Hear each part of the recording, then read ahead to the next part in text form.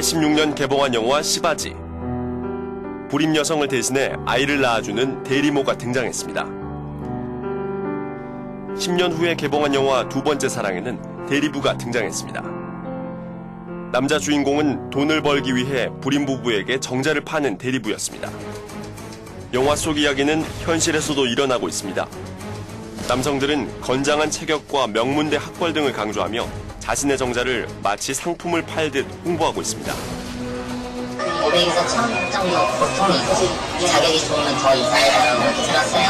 목소리부터 사원이라고 말씀드리죠. 정신병이라고 그걸 사회 연속 가족사 보니까 돈벌이를 넘어 성욕 해결의 창구로까지 악용하고 있는 대리부들. 그들은 누구일까요? 2012년 대리부 실태를 공개합니다. 명품 유전자라는 표현 들어보셨습니까? 결혼정보회사에서 A급 배우자감을 말할 때 쓰이는 표현처럼 들리는데요. 그런데 이러한 등급을 스스로에게 붙이고 다니는 사람들이 있습니다. 바로 자신의 정자를 파는 대리부들입니다. 부르는 게 값인 대리부들의 정자 거래. 과연 그들은 자신의 정자를 어떤 방법으로 그리고 얼마에 팔고 있을까요? 시사교육 맥에서 취재했습니다. 먼저 취재진은 대리부들과 접촉을 시도했습니다. 대리부들이 주로 활동하는 곳은 출산, 육아와 관련된 인터넷 카페. 지금도 하루에 4-5명씩 대리부 지원 글이 올라오고 있었습니다. 제목부터 시선을 끄는 글 속에는 각종 신상 정보가 들어있습니다. 이들은 정말로 대리부를 할 의사가 있을까?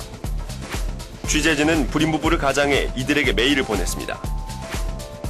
지원자들은 적극적이었습니다. 2시간 사이 10명이 넘는 지원자들로부터 답장이 왔습니다.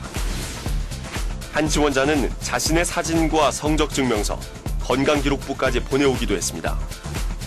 이 지원자를 취재진이 직접 만나보기로 했습니다. 약속한 장소로 나온 대리부 지원자는 25살의 대학생이었습니다.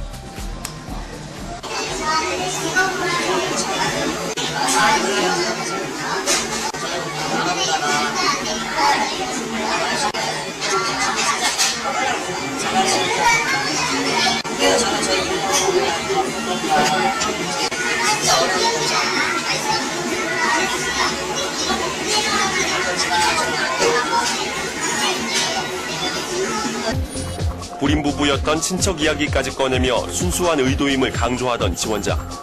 하지만 대화가 얼마 지나지 않아 돈 이야기를 꺼냅니다.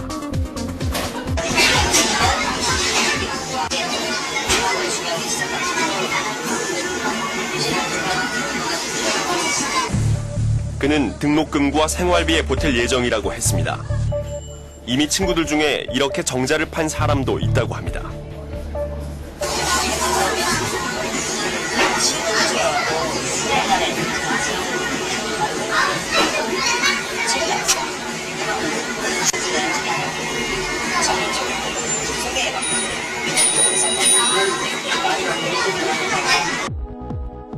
너도 나도 대리부에 뛰어들면서 명문대 출신의 가족들도 모두 고학력자인 A등급에서부터 평범한 중년 남성인 C등급까지 나이, 학력, 외모 등의 기준에 따라 등급과 가격이 매겨지고 있었습니다. 그렇다면 A등급은 어떤 사람들일까? 자신을 A등급이라고 밝힌 한 지원자를 만났습니다. 나이는 30, 유학파 출신의 대리부 경험이 한 차례 있는 남성입니다. 1학년 때부터 사장 픽션 그런 게 추정곡을 만들어서 나왔거든요. 초중고는 몇 개까지 나오셨어요? 그래서 일본에도 잠깐 있었어요. 일본이요? 일본에 나이, 학벌만 해가지고 ABCD 등급이 나눠지더라고요. 그 기준에 있으면 거의 A 정도 불러요. 지원자는 신분을 증명하기 위해 각종 서류를 보여줬습니다. 자신이 고학력임을 확실하게 보여주기 위해 졸업증명서도 가져왔고 대리부 지원을 위해 정액검사도 받았다고 합니다. 결과가 좋게 나가지고 날짜를 보시면 오늘 의뢰해가지고 정확한 수술 진행을 확실히 해주시면 그때 다 드리려고. 또 다른 사례도 있는 거예요? 진행. 건강검진을 원하시면 스케줄 잡아서 하려고 하시면 이제 이야기를 마칠 때가 되자 그 역시 사례비를 부릅니다. 그러니까 전에는 그렇게 하셨거든요. 해당 50. 그러니까 해당 50을 성공했을 때 100. 저만큼 몇 배가 나오고 얼마나 주고 그러니까 합리적으로. 부르는 게 값인 정자 가격. 등급이 올라갈수록 값은 올라갑니다. 31살의 치과 의사인 대리부 지원자를 만났습니다. 그는 앉자마자 자격증을 꺼내 보여주며 자신이 의사임을 확인시켜줬습니다. 코로나 인생을 5번이라고 했습니다. 그래도 안 되면은 그다음부터는 만나실 때마다 좀 더 실물이 좀 그걸 계좌이체로 하는 건가요? 아니면 처음 만난 날 뭐 이렇게 하는 건가요? 아니면 처음 교환된 날 현금으로 받는 게 편하지 않을까. 건강 증명을 해줄 수 있는지 물었습니다. 뭐 저도 제 건강 아는데 그거를 병원 가서 병원 정자 현미경으로 보는 걸로 끝날 거 아니에요? 따로 뭐 유전자 검사하고 그렇게까지 안 할 것 같은데. 그는 왜 대리부를 하려는 것일까? 대리부 지원 이유를 물었습니다. 어차피 최종 결론은 관식인 거잖아요. 동물교섭으로서. 그러면 이제 내 자식이라서 내가 끼고 앉아서 관심해야지 좋은 건가? 아니면 그냥 뭐 모르는 사람이라도 어딘가 지구상에 몇 명 더 있겠지 뭐 그렇게 사는 것도 괜찮지 않을까 뭐. 현행 생명윤리법에 의하면 돈을 주고 정자를 거래하는 일은 명백한 불법입니다. 생명윤리 및 안전에 관한 법률에 의하면은 그 금전적, 기타 재산적 반대급부를 받고 정자를 제공하는 경우에는 3년 이하의 징역형에 처하도록 되어 있습니다. 이런 범죄에 대해서는 누구든지 신고를 하거나 아니면 수사기관에서 인지해서 처벌할 수 있습니다. 때문에 사례비는 현금으로 요구하는 등 대리부들의 거래도 은밀해지고 있습니다. 그렇다면 낮은 등급의 대리부 지원자들은 어떨까? 대리부 업계에서 속칭 C등급으로 분류되는 30대 중반의 지원자. 지방에 살고 있는 아이가 셋이나 있는 평범한 유부남입니다. 지금 초등학교 2학년, 그 다음에 이제 5살, 이제 돌진한 애기랑. 와이프는 아세요?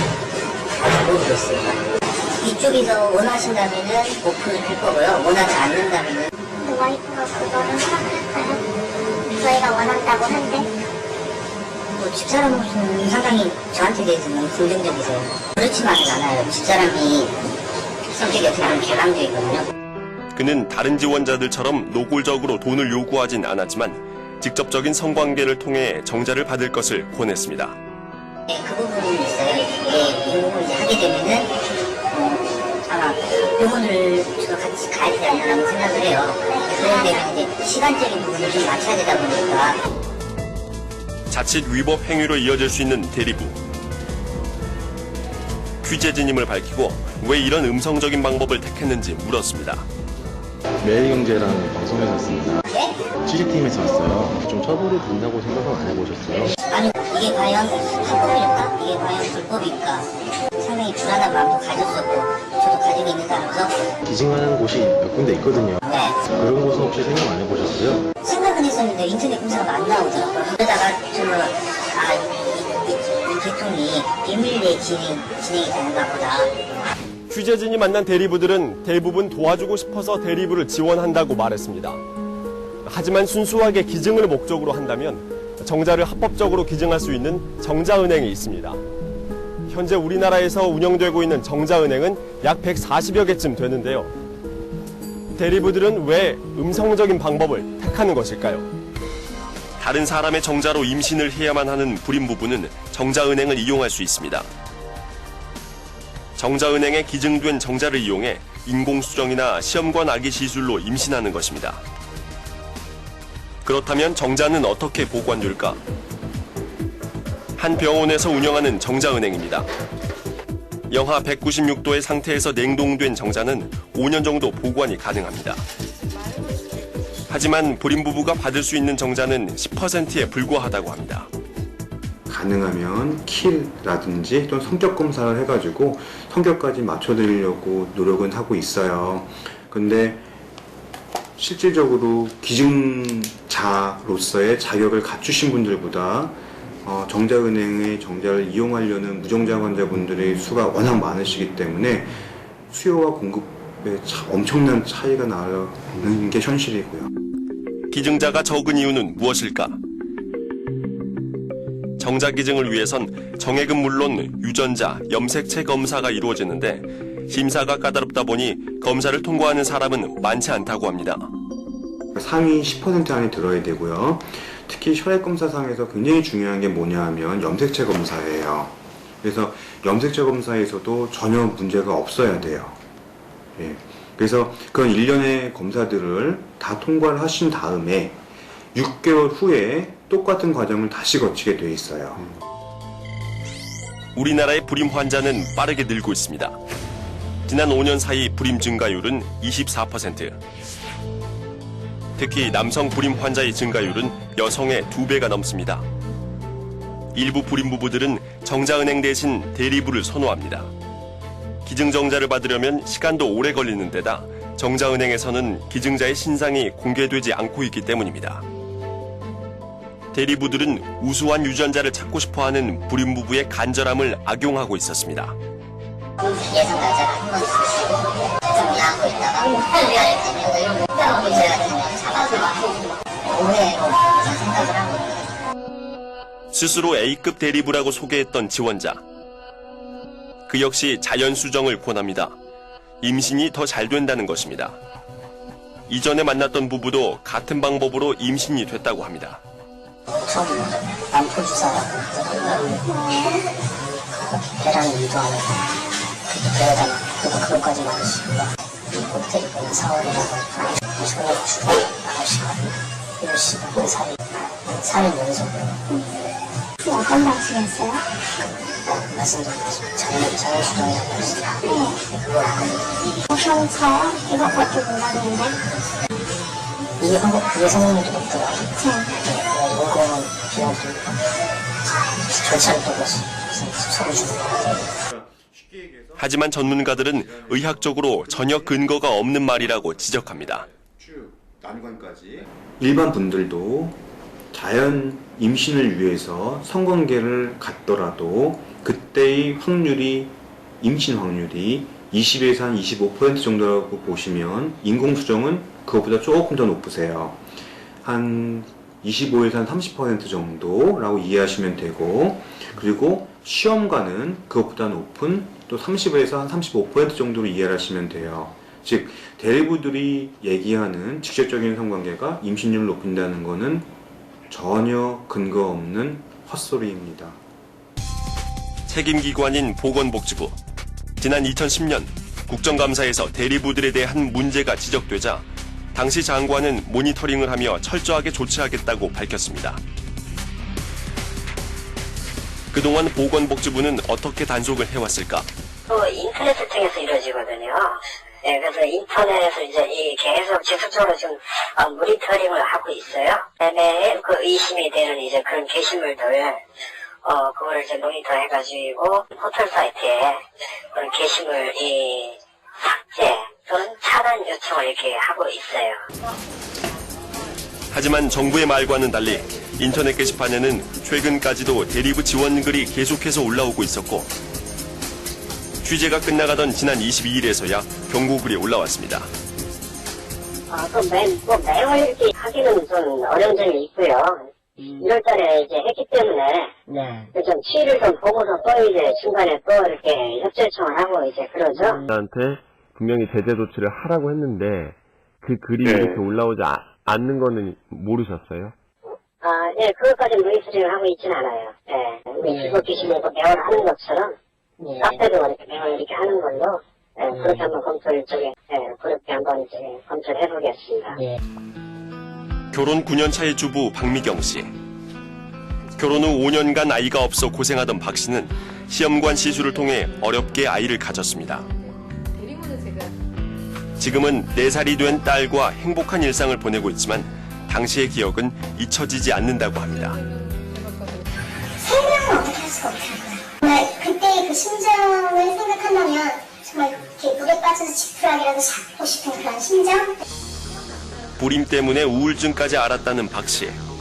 그만큼 불임 부부들이 겪는 마음의 상처는 깊고 크다고 말합니다.